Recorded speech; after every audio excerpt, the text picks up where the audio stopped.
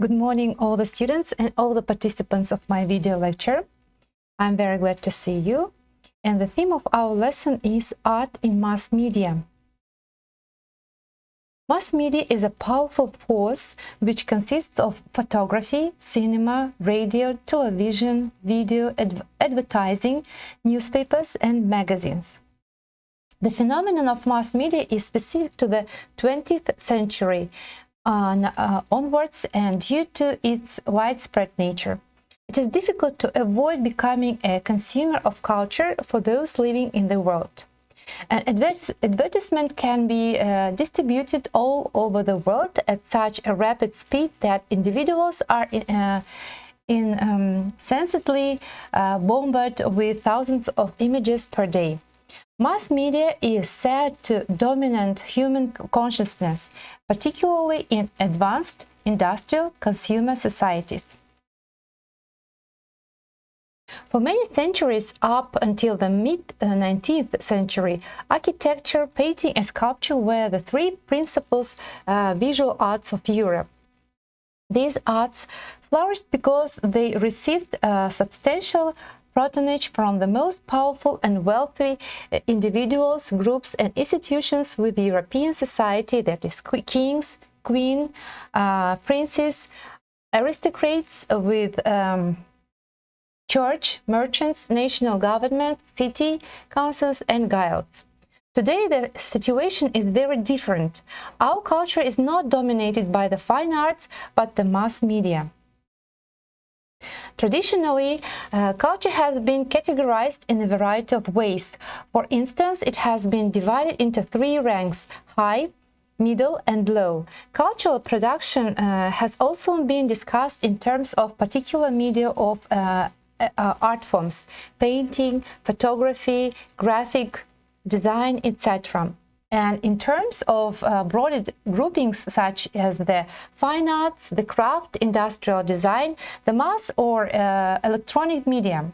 Such categories influence the way we think about, interpret, and value visual artifacts. But they also have consequences in the world outside the mind. The term fine art has been used to distinguish what are considered high cultural productions from what are considered low cultural products. The focus in the French Royal Academy of Fine Art was on the high arts of drawing, painting, and sculpture. Other art forms like textile and ceramic work were excluded. Even today, fabric and clay pieces are often called crafts, no arts. In the mid-19th century, when photography was invented, there was furious debate about whether or not it was an art form. The debate remains unresolved in many people's minds.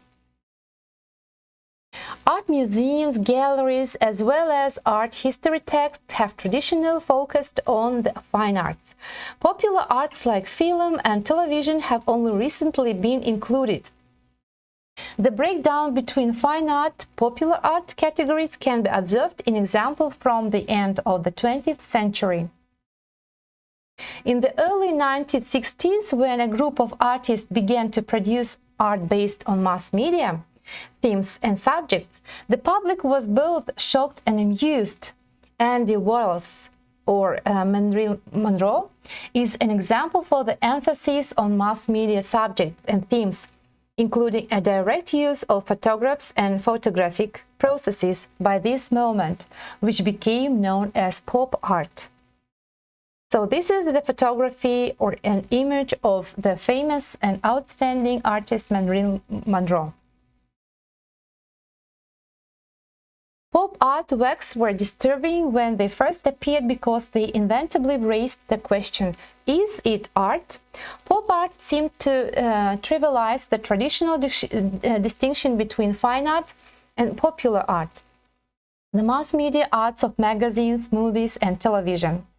Once seen as challenges to the status of art, pop art images are today used for everything from the t-shirts to coffee cups to Christmas cards.